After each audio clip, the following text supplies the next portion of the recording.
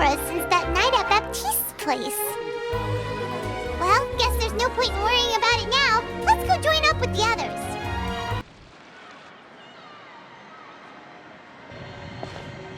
Good morning! Hayaka and I were just talking about you. Is Chevra still not joining us today? Probably not. We haven't seen her either.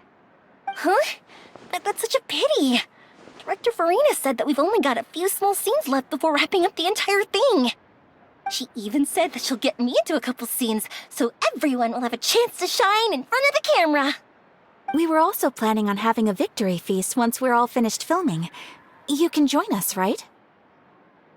If only Chevra was here. I still haven't taken a photo with her. I'm afraid that can't be helped. Those special patrol folks are like phantoms when they've got a case on their hands. But to be honest, I'm even more concerned by what I read in the Steambird earlier this morning. It said that the killer in the murder case was none other than the author of the Two Musketeers. Oh yeah, I heard about that too. He came forward and confessed his crimes, but gave no explanation as to why he pulled the trigger. We didn't know about this case at all when we joined the film. Is it going to affect the reception of our work? From a pure publicity standpoint, this will draw a lot more attention to our film. I have to say, though, that no director can be perfectly comfortable with garnering attention through means other than artistic skill. To be fair, I feel like that ship sailed the moment you allowed yourself to be named as the director on our posters. It's not my fault that I'm super popular. What was that saying again? My popularity has, Sunk to an all-time low? spread to the four corners of Tempat.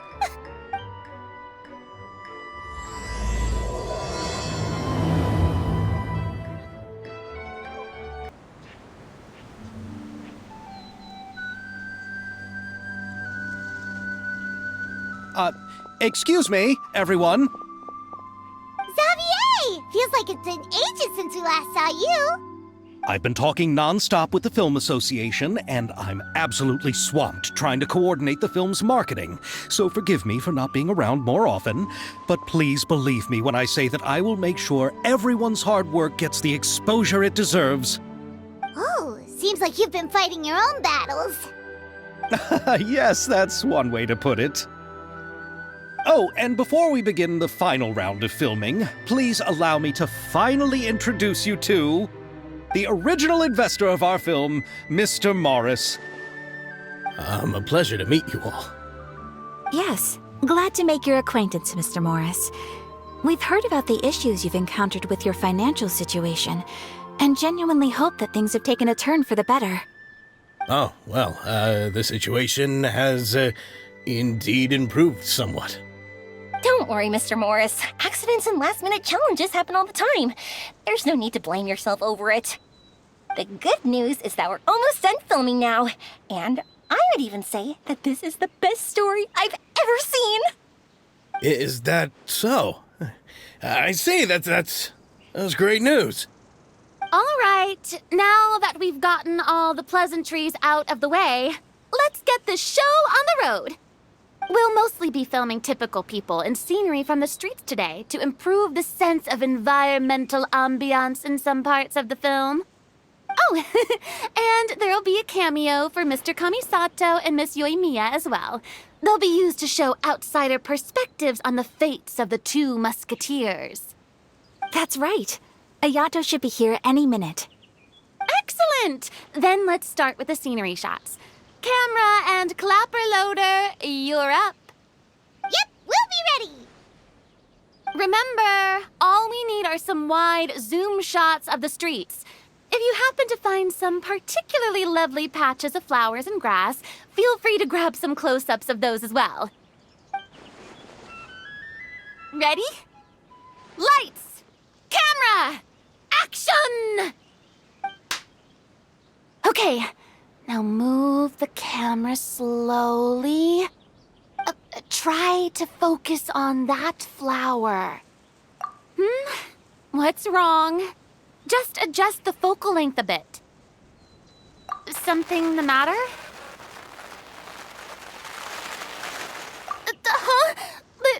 it working fine for all the days before? Veronique, can we try a different camera? No problem. How about this one? All right, let's give it another try. Lights, camera, action!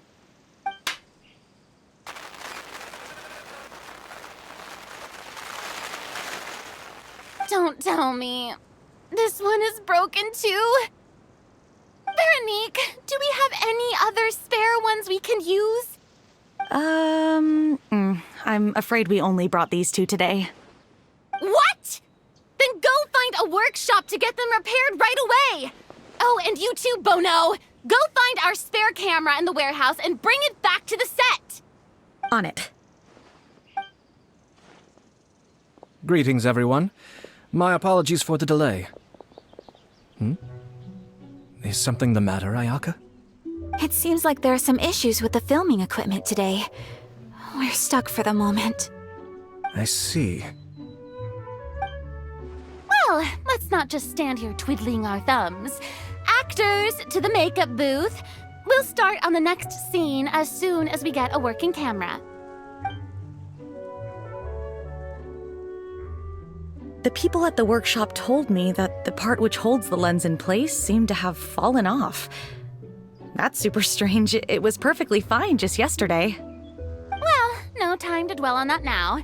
Let's get back to filming. Ahem! Quiet on set! Places, everyone! Lights! Camera! Action!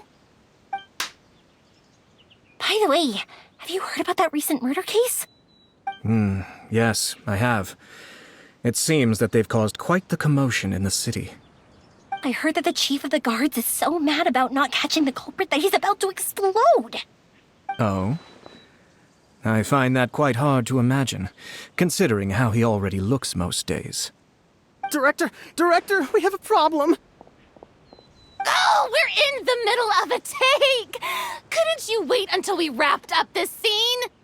No, Director, our film, all the finalized film that we've been keeping in the case has disappeared. Oh, wait, well, what did you say? Mr. Bono, please take me to where the film was kept right away. I'm coming too. No, Yoimiya, you have to stay here. Oh. Okay, listen up. Everyone who's not working on this current scene can go with Bono to look for the film. Everyone else, stay put and wrap up the scene. Unbelievable. How could all these problems happen in just one day? We're back. How did it go? Did you find the film? We found it in the sewers. Huh? In the sewers? Is the film still okay? We discovered it just in time, so we should still be able to salvage it. The others are checking now to see if we lost any specific scenes. You scared me for a moment there. I nearly thought we had lost everything. I really don't want to experience that feeling of despair again. Okay, but who could have stolen the film and dumped it there? Could it be, some competitors working on other films? But if they wanted to harass us, why wait until the last day? Okay, we don't have time to really look into it right now. Let's strike while the iron is still hot and wrap this thing up once and for all. Yeah, let's finish it.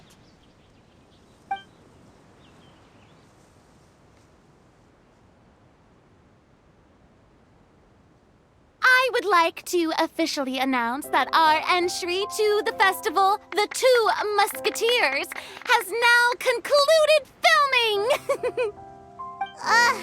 Paimon is spent. It's so late already.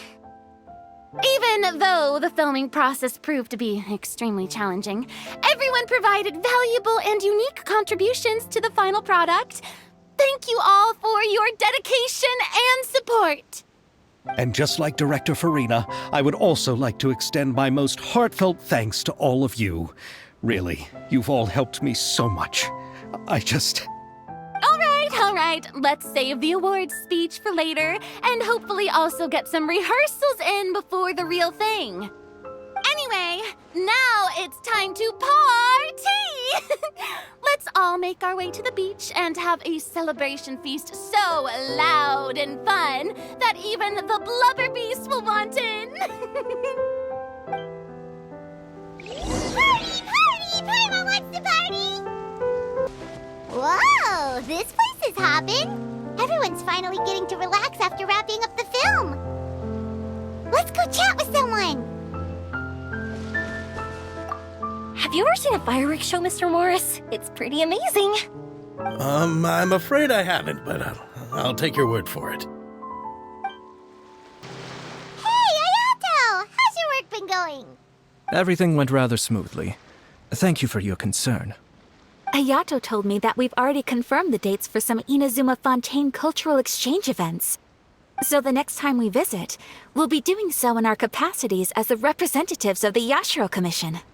Oh, that's great! Then maybe Paimon will be able to find Fontaine detective novels in Inazuma from now on! Oh, wait. Wouldn't Yaimiko get upset if that happens? That would be stealing some of her business.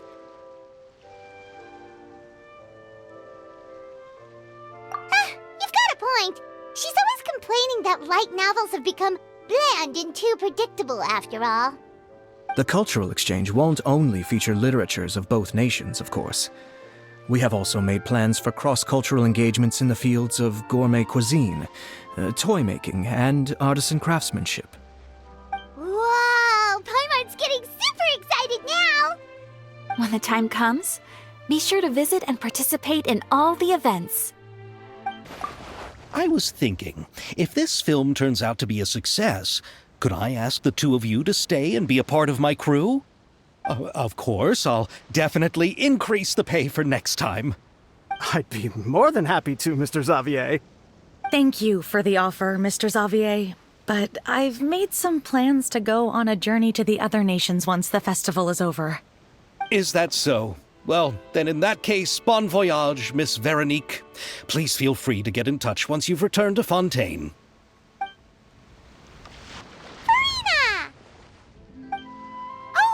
My darling clapper loader and camera operator, you've both worked really hard. Paimon thinks you worked even harder than us. Honestly, Paimon was getting a little tired of playing with the clapperboard by the end of it. Worst of all, Paimon started having dreams of you shouting, "Lights, camera, action!" into Paimon's ears. The actual dream can't even start until you've yelled that. Hey, if anything, shouldn't I be more grand and delightful in your dreams? We've been through so much together, and that's how your brain remembers me? That's not Paimon's fault. We've just used the clapperboard too much lately. Anyway, what's most important is that we wrapped the film. I'm pretty confident that we'll take first prize. Hey, no need to mention the official name. Wait, now that you mention it, if we did win the prize, would Farina just get a statue of herself? Come on, I don't need that kind of attention. Xavier can accept the reward on our behalf. But just imagine! Farina accepting the Farina Award and holding a Farina statue. I'm going back to my dessert now. You all can keep discussing that on your own. Chiori! Hey, you two. Are you not really into these kinds of big social occasions? Not particularly. But this is still better than Fontaine Fashion Week. But if this film becomes a big hit, people will definitely come flocking to your shop. Yes, that's highly likely. As long as the film can premiere as planned. Are you still worried about the case? That and all the obstacles we had to face today. You're right. It's as if all our bad luck just manifested at once. But why today of all days? No, it's nothing. We've already delivered the film to the editors, so there should be nothing more to worry about. How are you doing, Mr. Morris? You having a good time? Well, you could say that. Do you happen to know when the party is scheduled to end? Judging by how much fun everyone's having, I'd say probably not until well after midnight. Is there something that you still have to take care of at home, Mr. Morris? Oh, well, I'm just not a late night person, so I might take off shortly. Oh no! Silly me. I almost forgot something super important. Oh, what is it? I prepared a whole batch of fireworks for the party, but I forgot to bring them over from the warehouse. Fireworks, you say? Well, that's, truly a pity. Sorry things didn't go as planned. Could you help me carry them over, Mr. Morris? I won't be able to fetch all of them by myself. Me?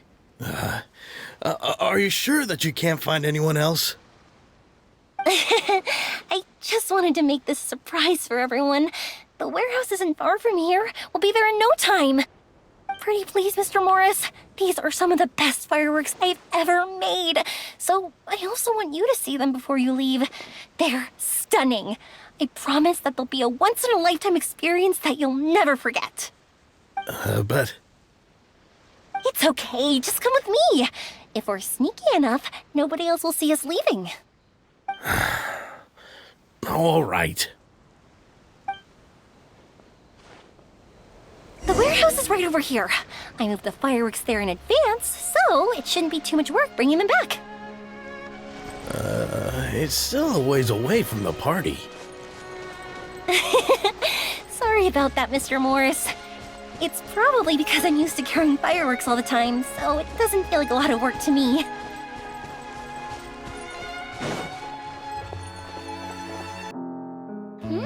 It's dark in here. Wait here, Mr. Morris. I think the light switch should be somewhere over here. Why did I have to get roped into this? What was that?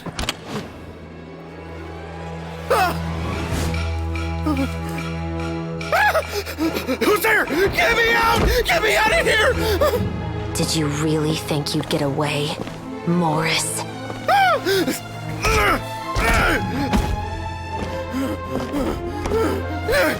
You've got the wrong guy! It wasn't me! I'm not the killer! You know, Eliza died a far more heroic death than this.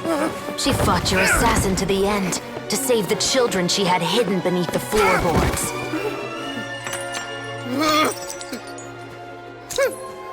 That is Eliza's pendant, the one with a photo of you two inside. The one you gave her.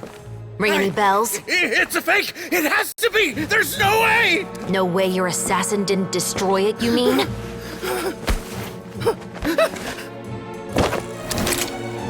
Did you ever love her, Morris? Or was killing her always the plan? No, please. Listen to me. I told Eliza to keep us a secret. I paid her plenty for her silence. I never thought she'd keep the child. Everything was gonna come out, and I had no choice. She'd force my hand. No! I'm begging you. I have money. Just name your price, please. You can keep your Mora, and you can go to hell.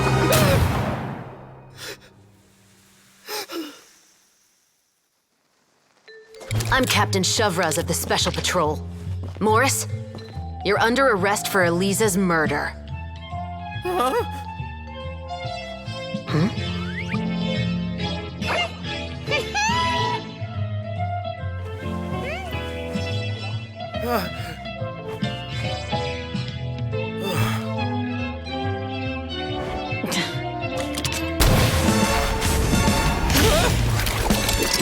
You're under arrest too, prop manager Veronique. Or perhaps I should call you the Second Musketeer.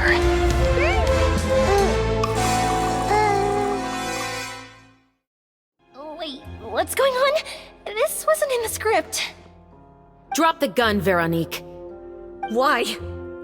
Why would you keep me from exacting revenge on this heartless monster? Drop your weapon. This is my final warning.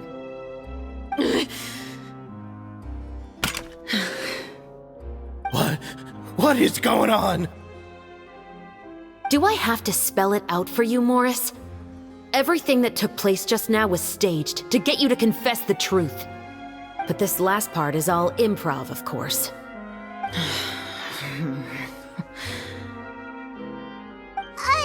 Chevrolet, you told us you wanted us to help you stage a play. You never said anything about the Second Musketeer. It's because even I had no way to confirm my theory until now. Thank you for your performance, Yoimiya. Could I trouble you to go and bring in the other Special Patrol members? They should be on— Oh, and please tell the other cast members not to worry about us. We'll be rejoining them shortly. On it!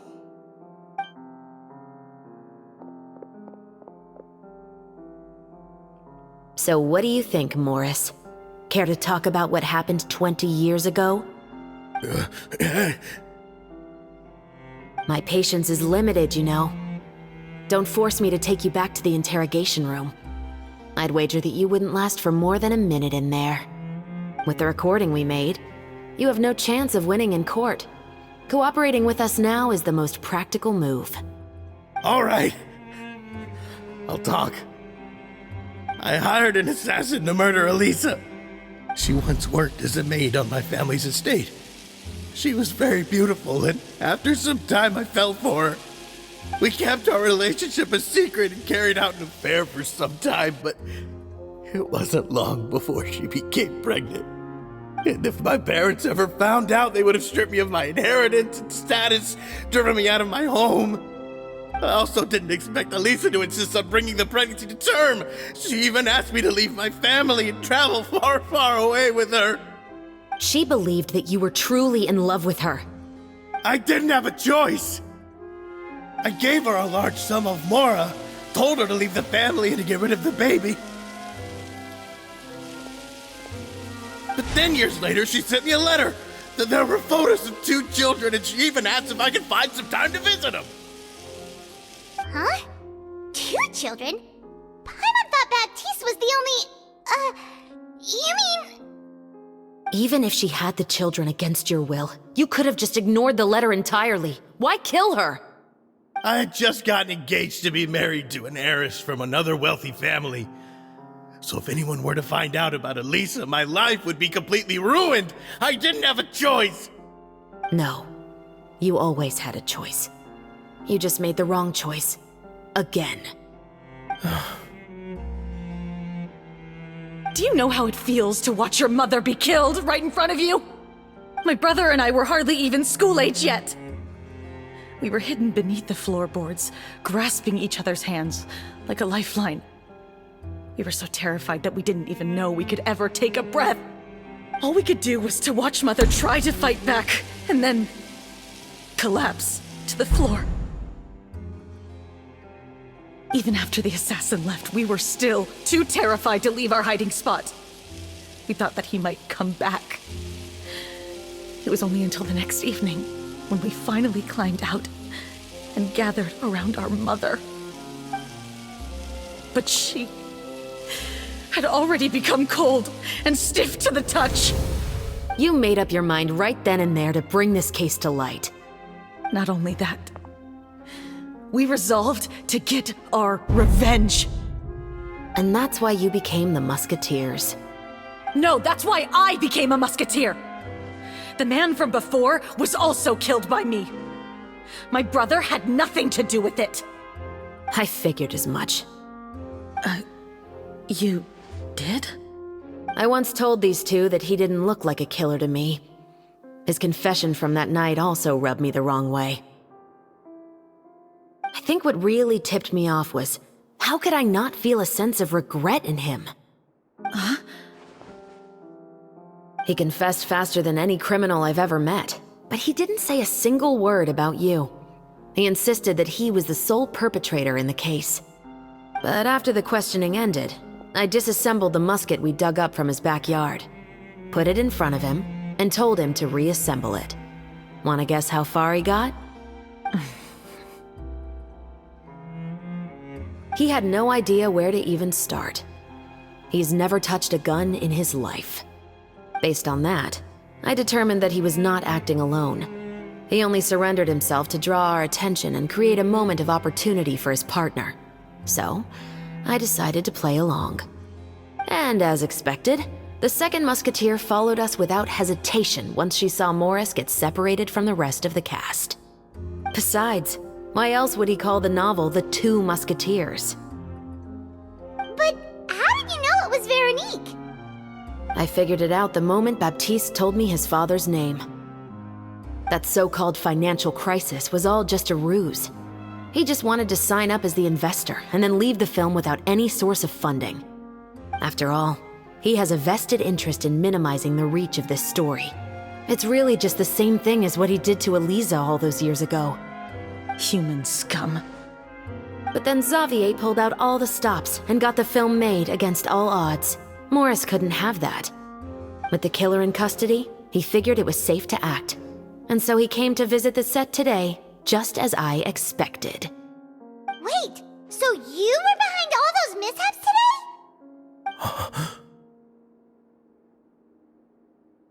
As for the identity of the second musketeer, I assumed they'd probably stay close to Morris and look for an opening. And if they already knew that Morris was the film's investor, then that narrowed the list of potential suspects as well. Furthermore, being the props manager would allow the culprit to avoid scrutiny by purchasing mechanical parts in the name of the crew. With that hypothesis in mind, I went back to check Baptiste's orphanage adoption records. Guess whose name I saw on the same page, just a few lines from his. My brother. He trusted you. As in, he trusted me to perform the deed on his behalf? He trusted you to stand on the side of justice. I am. I thought you could do it as well. Oh, the look on your face when you told him to go to hell. I really thought you'd put a bullet in his brain. You know what he has done. Are you telling me that you'd rather see him spend the rest of his life living like a king in the fortress of Meripede? I will never be able to forget the feeling of my mother's cold, lifeless hands. And you would call this ending fair? Is this what you call justice? I won't lie, Veronique. I did hesitate when your brother first told me about the truth. I wondered. I agonized over whether I should really put a bullet in his head.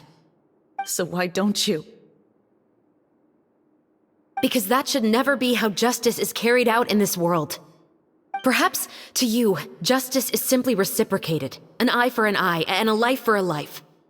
But everyone has their own understanding of justice. If everyone were to pursue their own definition of it, there would be no more order in this world. Today, you'll kill Morris, and tomorrow, his children may come for you. The world cannot render judgments based on a desire for revenge. That will only lead to a cycle of revenge, as well as the destruction of order and civilized society. Fontaine is founded on a set of laws and a standardized code of justice. That is why we are the nation of justice. But with all that said, I will promise you this. Morris will not lead a cushy life in the fortress of Meripede. Chevreuse, the rest of the special patrol is here. Thank you so much, Yoimiya. Letelier, Terena, please take them away.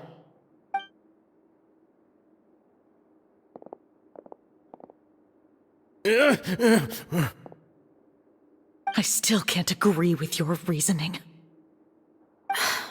I know. Justice has not been delivered. At least, not today.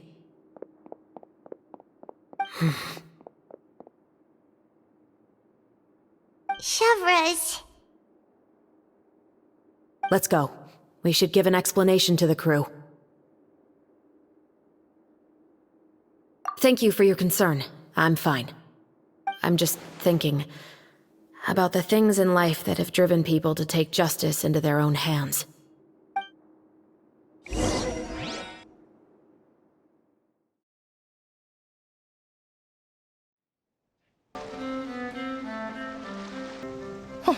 Who would have thought Morris would turn out to be... I'm at a loss of words. How could he have done something like this? I'm just glad that you're all safe and sound. Who knew that such a labyrinth of cases would be behind this story? Well, what should we do now? We have a finished film, of course, but should we still go ahead with the premiere? What do you mean? Shouldn't you be even more motivated to spread the word now that you've learned the truth? Chiori is right. I'd also like more people to see this story for themselves. But the real ending of the story seems to have deviated somewhat from the one in the script. Is that still acceptable to you, Miss Chevreuse? The call is yours. We still have time to reshoot an ending if that's what you'd like. No, it's fine as is. I like what we have for the catharsis. Romanticism is what gives works of art their appeal. Fiction is able to explore means of restitution that could never work in real life. Just like the real world, the world of stories also has its own set of rules and justice. These different possibilities are what initially drew me to reading in the first place. Sounds good to me. I support your decision. What about Veronique? Will she be okay? She will soon face her judgment alongside her brother and Morris. If I had to guess, they'll probably all be sent to the fortress of Meripede. I'll make sure to give Risley a heads up about it. Oh, you mean that kind of heads up? Exactly. Ahem. All right, then the matter's settled. Now that everything's been taken care of, there's no reason for us to keep looking all gloomy and grumpy. Let's get back to the feast and enjoy each other's company. We'll be starting the post-production process tomorrow. You should join us, Chevreuse. You missed the first few hours of the party, didn't you? All right. Count me in. Then I'll wait for you over there. There's still some good news that I'd like to share with Chevreuse. Traveler, Paimon, could you wait for me by the sea after the party ends? I'd like to go on a brief walk with the two of you. Thank you very much.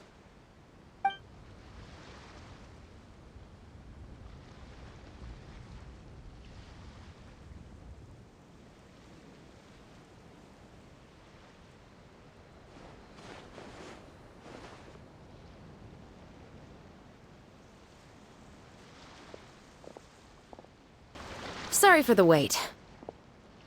Oh, we weren't waiting long at all. Is there something else you wanted to tell us? No, I don't have anything new to share. I just felt that since you were my investigation partners, I should have another conversation with the two of you.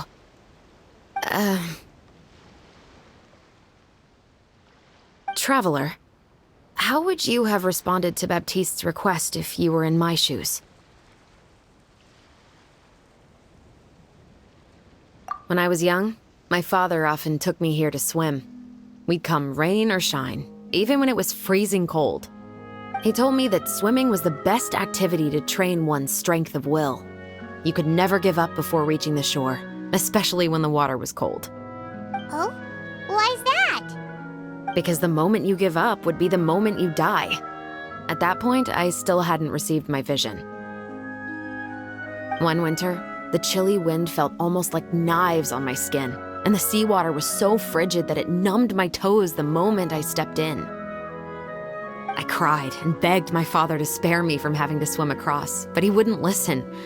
He used to be a member of the Special Patrol as well. You could say it was his way of educating his children. That sounds awful. When he saw that I wouldn't stop crying, he just picked me up and tossed me into the icy water. The bone-chilling cold took away my senses. I couldn't feel anything but fear and rage. I waited for my father to save me, but one look and I knew he'd already started swimming for the opposite shore. I realized that if I were to give up, I really would die right then and there. I used all of my strength to try and catch up to my father. Those few minutes felt longer than my whole life up until that point. I did, however, make it to the other side. I've never felt afraid about anything in my life after that, nor have I ever cried again. That way of teaching would have never worked on Paimon. Yeah, I don't think that was the right method for anyone. It's just that, working now as I am in the pursuit of justice, I still sometimes feel like I've been tossed into that winter sea all over again. The anger and the helplessness. Chevreuse. But the worse I feel, the more I know to never give up. The alternative would be to forever lose myself among the waves. Anyway, how about a race? Neither of us will drown, but we can still see who swims faster. You guys go ahead! Paimon will grab the clapperboard to mark the start of the race. Oh, that felt good. You were so fast in the water, Chevreuse! You were swimming even faster than Paimon can fly! So, about the Special Patrol, did you join because of your dad? Partly, but I'd say I was more inspired by the heroes I read about in stories growing up.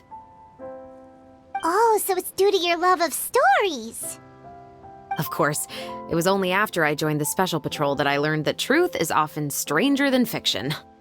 Come on, let's walk a bit more.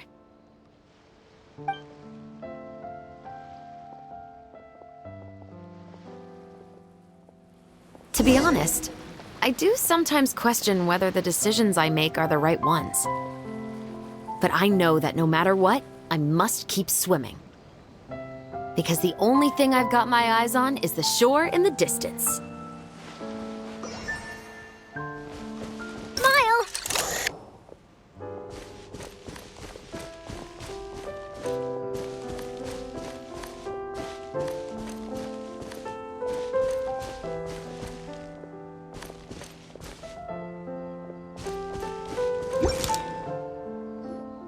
Thank you for coming on this walk with me.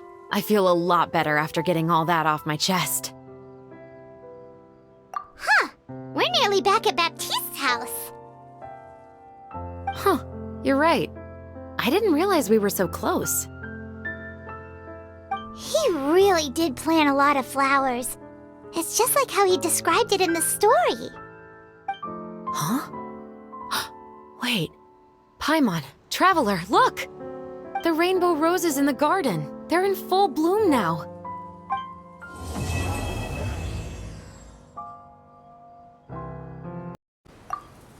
Even though it's a bit late, I must thank you for investigating this case with me.